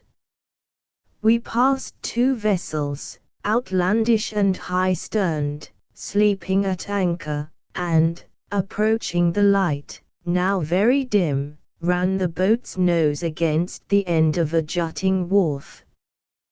We were blind with fatigue. My men dropped the oars and fell off the thwarts as if dead. I made fast to a pile. A current rippled softly. The scented obscurity of the shore was grouped into vast masses, a density of colossal clumps of vegetation, probably mute and fantastic shapes. And at their foot the semicircle of a beach gleamed faintly, like an illusion. There was not a light, not a stir, not a sound. The mysterious east faced me, perfumed like a flower, silent like death, dark like a grave. And I sat weary beyond expression, exulting like a conqueror, sleepless and entranced as if before a profound, a fateful enigma. A splashing of oars, a measured dip reverberating on the level of water, intensified by the silence of the shore into loud claps, made me jump up. A boat, a European boat, was coming in. I invoked the name of the dead, I hailed, "Judy ahoy!" A thin shout answered. It was the captain. I had beaten the flagship by 3 hours, and I was glad to hear the old man's voice, tremulous and tired. "Is it you, Marlowe?" "Mind the end of that jetty, sir," I cried. He approached cautiously, and brought up with the deep-sea lead line which we had saved, for the underwriters. I eased my painter and fell alongside. He sat, a broken figure at the stern, wet with dew, his hands clasped in his lap. His men were asleep already. "I had a terrible time of it," he murmured. "Marne is behind, not very far." We conversed in whispers, in low whispers, as if afraid to wake up the land. Guns, thunder, earthquakes would not have awakened the men just then. Looking around as we talked, I saw away at sea a bright light traveling in the night. "There's a steamer passing the bay," I said. She was not passing, she was entering, and she even came close and anchored. "I wish," said the old man, "you would find out whether she is English. Perhaps they could give us a passage somewhere." He seemed nervously anxious. So by dint of punching and kicking I started one of my men into a state of somnambulism, and giving him an oar, took another and pulled towards the lights of the steamer. There was a murmur of voices in her, metallic hollow clangs of the engine room, footsteps on the deck. Her ports shone, round like dilated eyes. Shapes moved about, and there was a shadowy man high up on the bridge. He heard my oars. And then, before I could open my lips, the East spoke to me, but it was in a Western voice. A torrent of words was poured into the enigmatical, the fateful silence, outlandish, angry words, mixed with words and even whole sentences of good English, less strange but even more surprising. The voice swore and cursed violently, it riddled the solemn peace of the bay by a volley of abuse. It began by calling me pig, and from that went crescendo into unmentionable adjectives, in English. The man up there raged aloud in 2 languages, and with a sincerity in his fury that almost convinced me I had, in some way, sinned against the harmony of the universe. I could hardly see him, but began to think he would work himself into a fit. Suddenly he ceased, and I could hear him snorting and blowing like a porpoise. I said, "What steamer is this, pray?" "Eh? What's this? And who are you?" "Castaway crew of an English bark burnt at sea. We came here tonight. I am the second mate. The captain is in the longboat, and wishes to know if you would give us a passage somewhere." "Oh, my goodness!" I say. "This is the Celestial from Singapore on her return trip. I'll arrange with your captain in the morning, and—" I say, "Did you hear me just now? I should think the whole bay heard you. I thought you were a shore boat. Now, look here, this infernal lazy scoundrel of a caretaker has gone to sleep again, curse him. The light is out, and I nearly ran foul of the end of this damned jetty. This is the third time he plays me this trick. Now, I ask you, can anybody stand this kind of thing? It's enough to drive a man out of his mind. I'll report him. I'll get the assistant resident to give him the sack. See, there's no light. It's out, isn't it? I take you to witness the lights out. There should be a light, you know. A red light on the—" "There was a light," I said, mildly. "But it's out, man. What's the use of talking like this? You can see for yourself it's out, don't you? If you had to take a valuable steamer along this God-forsaken coast, you would want a light too. I'll kick him from end to end of his miserable wharf. You'll see if I don't. I will, so I may tell my captain you'll take us." I broke in. "Yes, I'll take you." "Good night," he said, brusquely. I pulled back, made fast again to the jetty, and then went to sleep at last. I had faced the silence of the East. I had heard some of its languages. But when I opened my eyes again, the silence was as complete as though it had never been broken. I was lying in a flood of light, and the sky had never looked so far, so high, before. I opened my eyes and lay without moving. And then I saw the men of the East. They were looking at me. The whole length of the jetty was full of people. I saw brown, bronze, yellow faces, the black eyes, the glitter, the color of an Eastern crowd.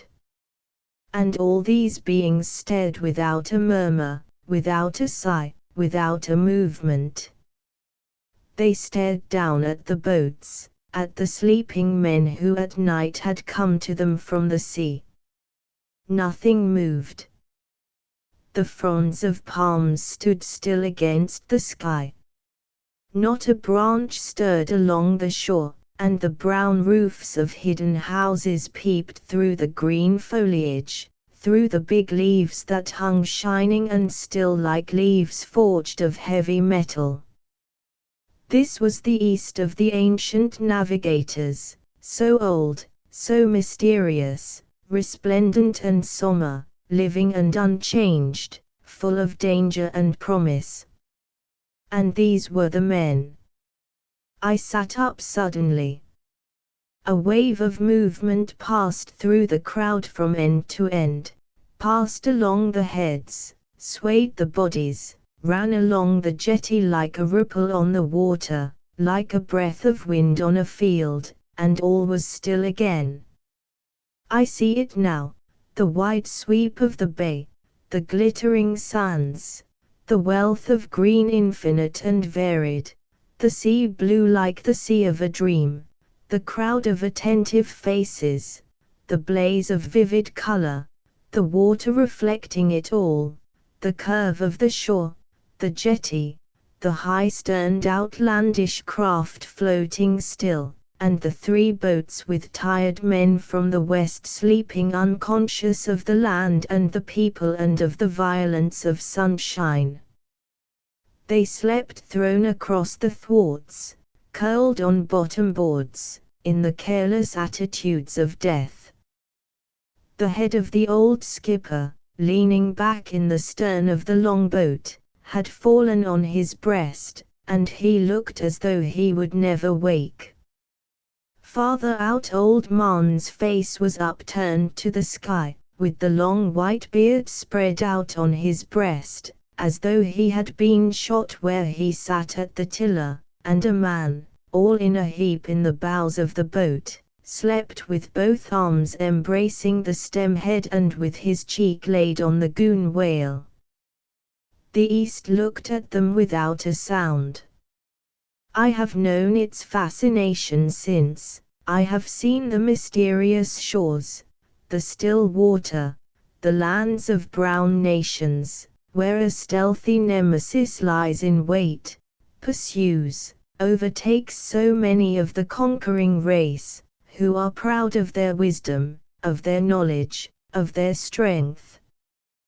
But for me all the East is contained in that vision of my youth. It is all in that moment when I opened my young eyes on it. I came upon it from a tussle with the sea, and I was young, and I saw it looking at me. And this is all that is left of it. Only a moment of strength, of romance, of glamour, of youth. A flick of sunshine upon a strange shore, the time to remember, the time for a sigh, and, goodbye, night, goodbye. He drank. Ah!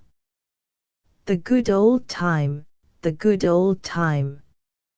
Youth and the sea. Glamour and the sea. The good, strong sea, the salt, bitter sea, that could whisper to you and roar at you and knock your breath out of you. He drank again. By all that's wonderful, it is the sea, I believe, the sea itself, or is it youth alone? Who can tell? But you here, you all had something out of life, money, love, whatever one gets on shore, and, tell me, wasn't that the best time, that time when we were young at sea, young and had nothing, on the sea that gives nothing, except hard knocks, and sometimes a chance to feel your strength, that only, what you all regret?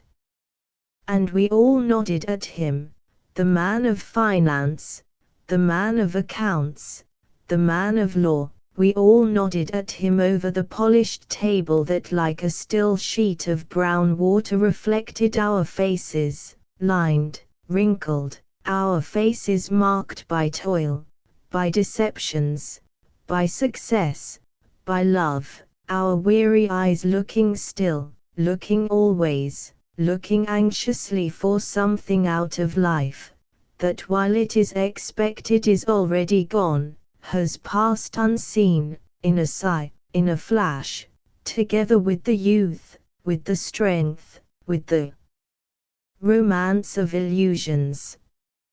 Asterisk asterisk asterisk end of the Project Gutenberg ebook Youth, a narrative asterisk asterisk asterisk updated editions will replace the previous one, the old editions will be renamed.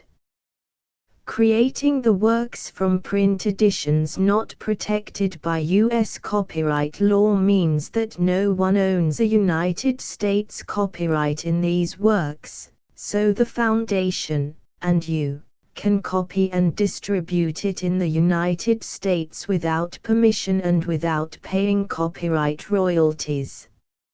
Special rules, set forth in the general terms of use part of this license, apply to copying and distributing Project Gutenberg trademark symbol electronic works to protect the Project Gutenberg trademark symbol concept and trademark. Project Gutenberg is a registered trademark, and may not be used if you charge for an ebook, except by following the terms of the trademark license, including paying royalties for use of the Project Gutenberg trademark. If you do not charge anything for copies of this ebook, complying with the trademark license is very easy. You may use this ebook for nearly any purpose, such as creation of derivative works, reports, performances and research. Project Gutenberg ebooks may be modified and printed and given away. You may do practically anything in the United States with ebooks not protected by U.S. copyright law. Redistribution is subject to the trademark license, especially commercial redistribution. Start. Full license. The full Project Gutenberg license. Please read this before you distribute or use this work to protect the Project Gutenberg trademark symbol mission of promoting the free distribution of electronic works. By using or distributing this work, or any other work associated in any way with the phrase Project Gutenberg, you agree to comply with all the terms of the full Project Gutenberg trademark symbol license available with this file or online at www.gutenberg.org/license. Section 1. General Terms of Use and Redistributing Project Gutenberg Trademark Symbol Electronic Works 1.0. By reading or using any part of this Project Gutenberg trademark symbol electronic work, you indicate that you have read, understand, agree to and accept all the terms of this license and intellectual property, trademark/copyright, agreement. If you do not agree to abide by all the terms of this agreement, you must cease using and return or destroy all copies of Project Gutenberg trademark symbol electronic works in your possession. If you paid a fee for obtaining a copy of or access to a Project Gutenberg trademark symbol electronic work and you do not agree to be bound by the terms of this agreement, you may obtain a refund from the person or entity to whom you paid the fee as set forth in paragraph 1.e.8. 1.b Project Gutenberg is a registered trademark. It may only be used on or associated in any way with an electronic work by people who agree to be bound by the terms of this agreement. There are a few things that you can do with most Project Gutenberg trademark symbol electronic works even without complying with the full terms of this agreement. See paragraph 1.c below. There are a lot of things you can do with Project Gutenberg trademark symbol electronic works if you follow the terms of this agreement and help preserve free future access to Project Gutenberg trademark symbol electronic works. See paragraph 1.e below. 1.c. The Project Gutenberg Literary Archive Foundation, the Foundation or PGLAF, owns a compilation copyright in the collection of Project Gutenberg trademark symbol electronic works. Nearly all the individual works in the collection are in the public domain in the United States. If an individual work is unprotected by copyright law in the United States and you are located in the United States, we do not claim a right to prevent you from copying, distributing, performing, displaying or creating derivative works based on the work as long as all references to Project Gutenberg are removed. Of course, we hope that you will support the Project Gutenberg trademark symbol mission of promoting free access to electronic works by freely sharing Project Gutenberg trademark symbol works in compliance with the terms of this agreement for keeping the Project Gutenberg trademark symbol name associated with the work. You can easily comply with the terms of this agreement by keeping this work in the same format with its attached full Project Gutenberg trademark symbol license when you share it without charge with others. 1.d.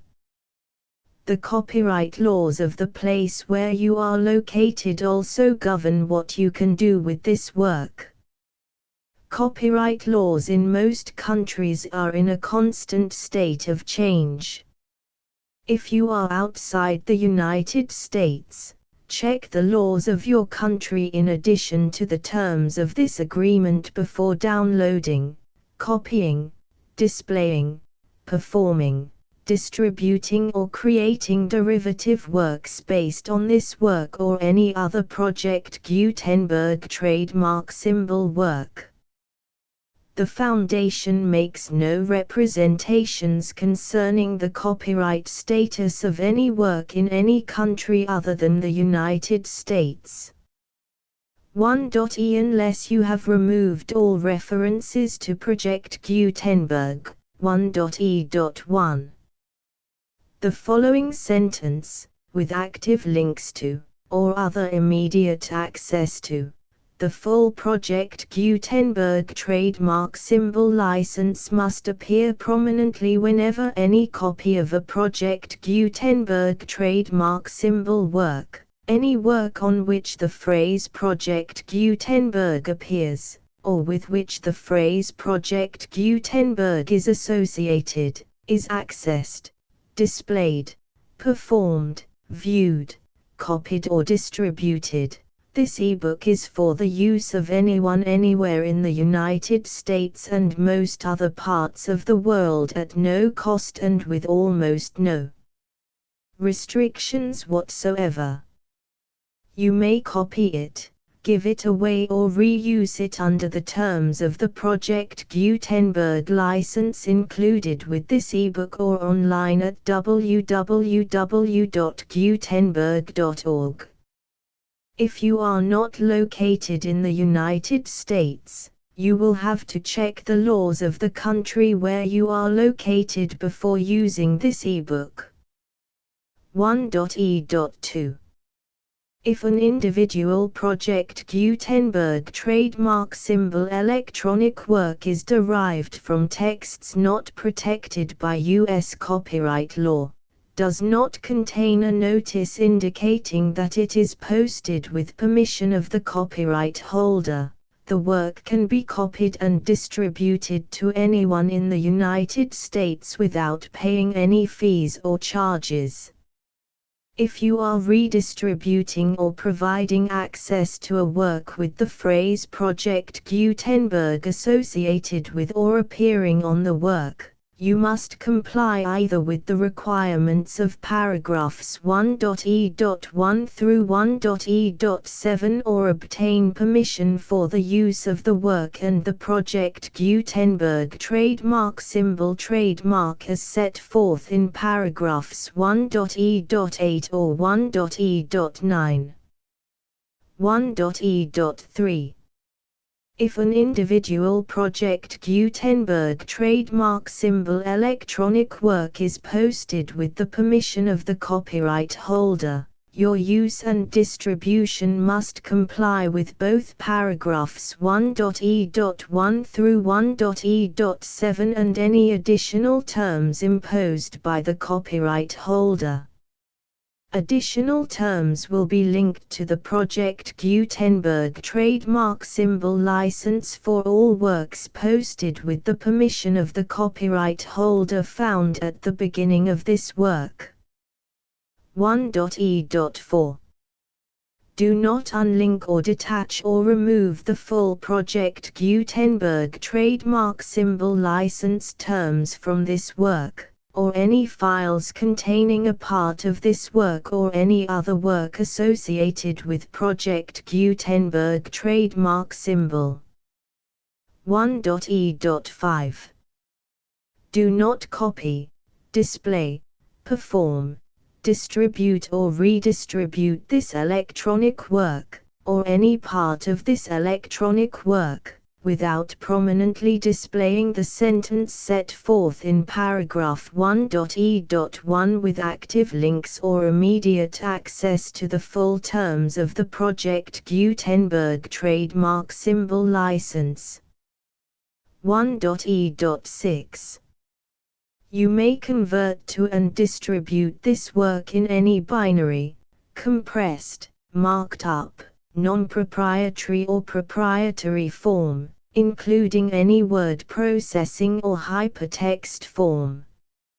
However, if you provide access to or distribute copies of a Project Gutenberg trademark symbol work in a format other than plain vanilla ASCII or other format used in the official version posted on the official Project Gutenberg trademark symbol website, www.gutenberg.org, you must, at no additional cost, fee or expense to the user, provide a copy, a means of exporting a copy, or a means of obtaining a copy upon request, of the work in its original plain vanilla ASCII or other form. Any alternate format must include the full Project Gutenberg trademark symbol license as specified in paragraph 1.e.1. 1.e.7. Do not charge a fee for access to, viewing, displaying, performing, copying or distributing any Project Gutenberg trademark symbol works unless you comply with paragraph 1.e.8 or 1.e.9. 1.e.8. You may charge a reasonable fee for copies of or providing access to or distributing Project Gutenberg trademark symbol electronic works provided that you pay a royalty fee of 20% of the gross profits you derive from the use of Project Gutenberg trademark symbol works calculated using the method you already use to calculate your applicable taxes. The fee is owed to the owner of the Project Gutenberg trademark symbol trademark, but he has agreed to donate royalties under this paragraph to the Project Gutenberg Literary Archive Foundation. Royalty payments must be paid within 60 days following each date on which you prepare, or are legally required to prepare, your periodic tax returns. Royalty payments should be clearly marked as such and sent to the Project Gutenberg Literary Archive Foundation at the address specified in Section 4, Information about donations to the Project Gutenberg Literary Archive Foundation. You provide a full refund of any money paid by a user who notifies you in writing, or by email, within 30 days of receipt that he does not agree to the terms of the full Project Gutenberg trademark symbol license. You must require such a user to return or destroy all copies of the works possessed in a physical medium and discontinue all use of and all access to other copies of Project Gutenberg trademark symbol works. You provide, in accordance with paragraph 1.f.3, a full refund of any money paid for a work or a replacement copy, if a defect in the electronic work is discovered and reported to you within 90 days of receipt of the work. You comply with all other terms of this agreement for free distribution of Project Gutenberg trademark symbol works. 1.e.9. If you wish to charge a fee or distribute a Project Gutenberg trademark symbol electronic work or group of works on different terms than are set forth in this agreement, you must obtain permission in writing from the Project Gutenberg Literary Archive Foundation, the manager of the Project Gutenberg trademark symbol trademark. Contact the Foundation as set forth in Section 3 below. 1.f1.f.1 Project Gutenberg volunteers and employees expend considerable effort to identify, do copyright research on, transcribe and proofread works not protected by U.S. copyright law in creating the Project Gutenberg trademark symbol collection. Despite these efforts, Project Gutenberg trademark symbol electronic works, and the medium on which they may be stored, may contain defects such as, but not limited to, incomplete, inaccurate or corrupt data, transcription errors, a copyright or other intellectual property infringement, a defective or damaged disk or other medium, a computer virus, or computer codes that damage or cannot be read by your equipment. 1.f.2 Limited warranty, disclaimer of damages, except for the right of replacement or refund described in paragraph 1.f.3, the Project Gutenberg Literary Archive Foundation, the owner of the Project Gutenberg trademark symbol trademark, and any other party distributing a Project Gutenberg trademark symbol electronic work under this agreement, disclaim all liability to you for damages, costs and expenses, including legal fees. You agree that you have no remedies for negligence, strict liability, breach of warranty or breach of contract except those provided in paragraph 1.f.3. You agree that the Foundation, the trademark owner, and any distributor under this agreement will not be liable to you for actual, direct, indirect, consequential, punitive or incidental damages even if you give notice of the possibility of such damage.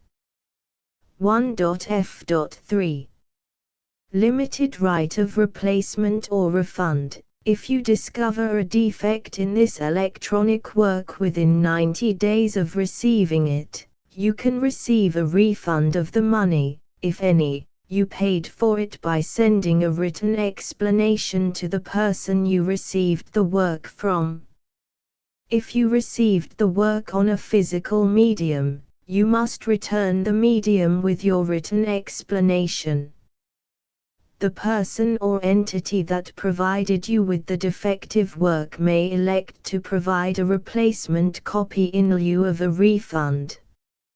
If you received the work electronically, the person or entity providing it to you may choose to give you a second opportunity to receive the work electronically in lieu of a refund.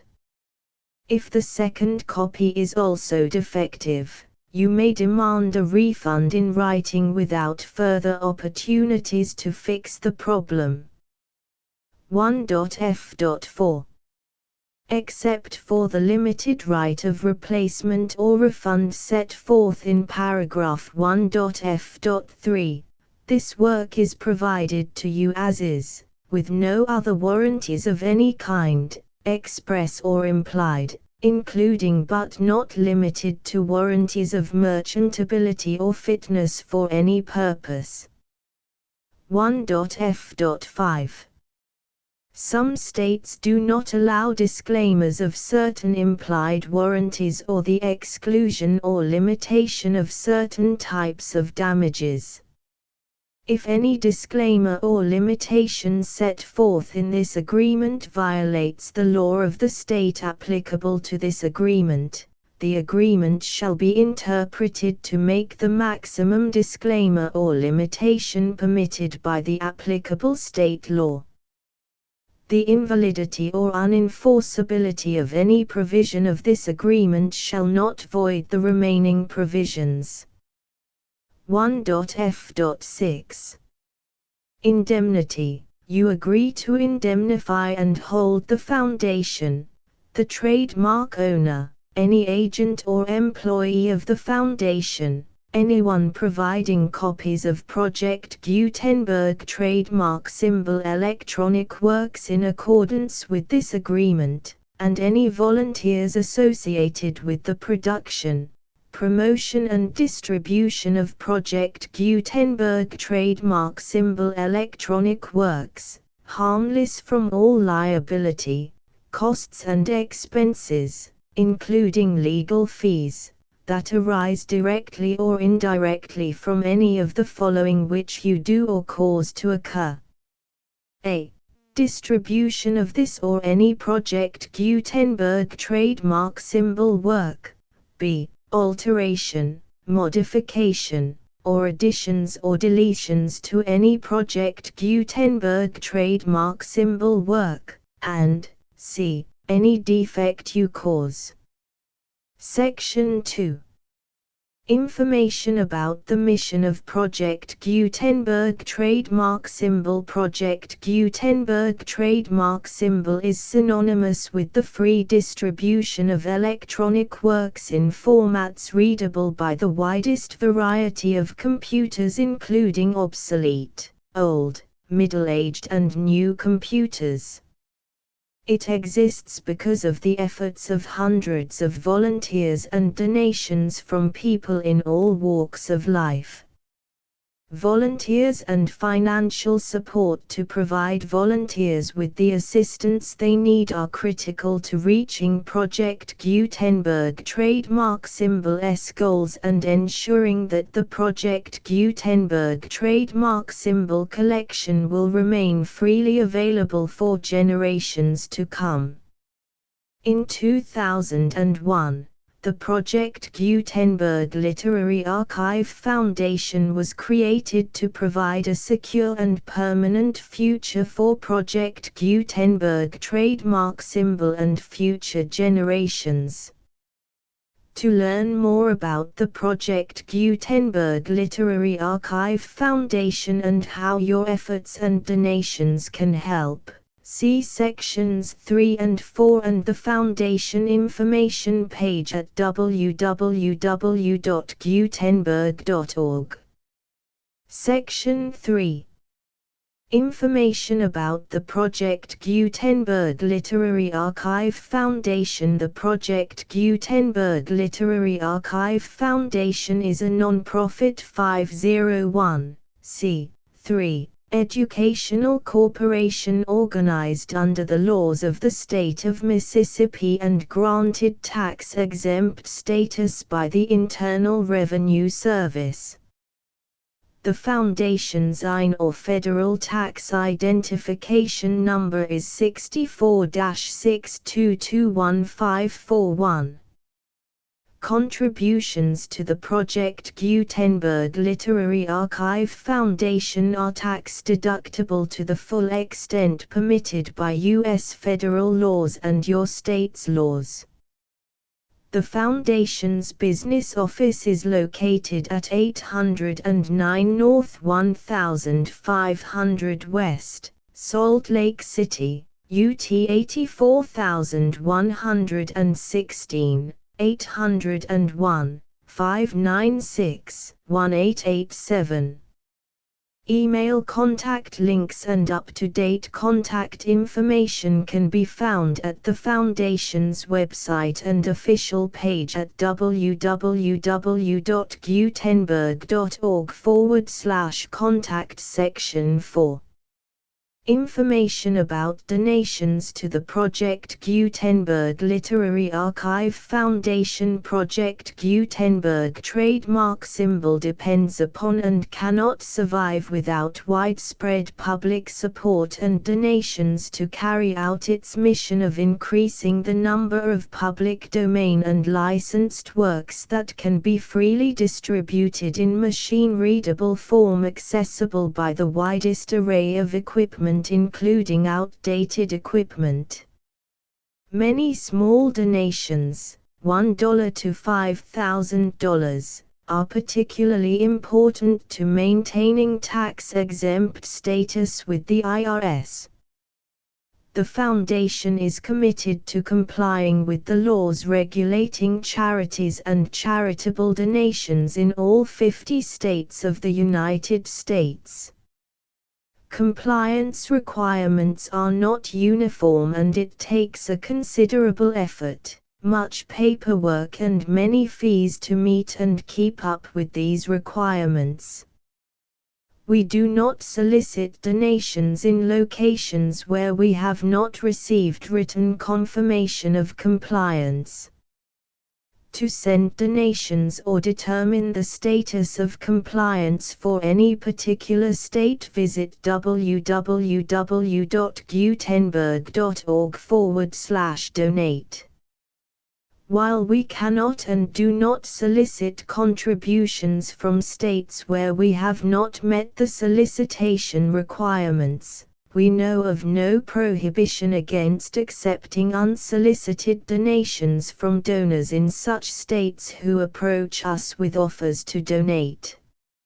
International donations are gratefully accepted, but we cannot make any statements concerning tax treatment of donations received from outside the United States. U.S. laws alone swamp our small staff.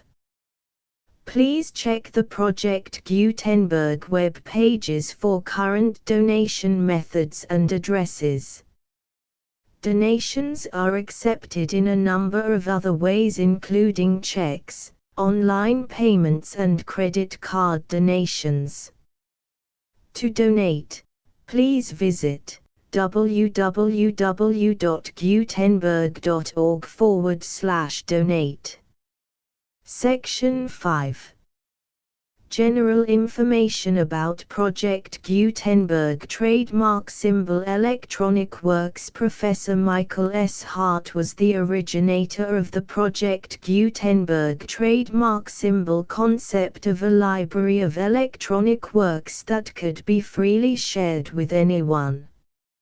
For 40 years, he produced and distributed Project Gutenberg trademark symbol ebooks with only a loose network of volunteer support. Project Gutenberg trademark symbol ebooks are often created from several printed editions, all of which are confirmed as not protected by copyright in the US unless a copyright notice is included. Thus, we do not necessarily keep ebooks in compliance with any particular paper edition. Most people start at our website, which has the main PG search facility, www.gutenberg.org. This website includes information about Project Gutenberg trademark symbol, including how to make donations to the Project Gutenberg Literary Archive Foundation, how to help produce our new ebooks, and how to subscribe to our email newsletter to hear about new ebooks.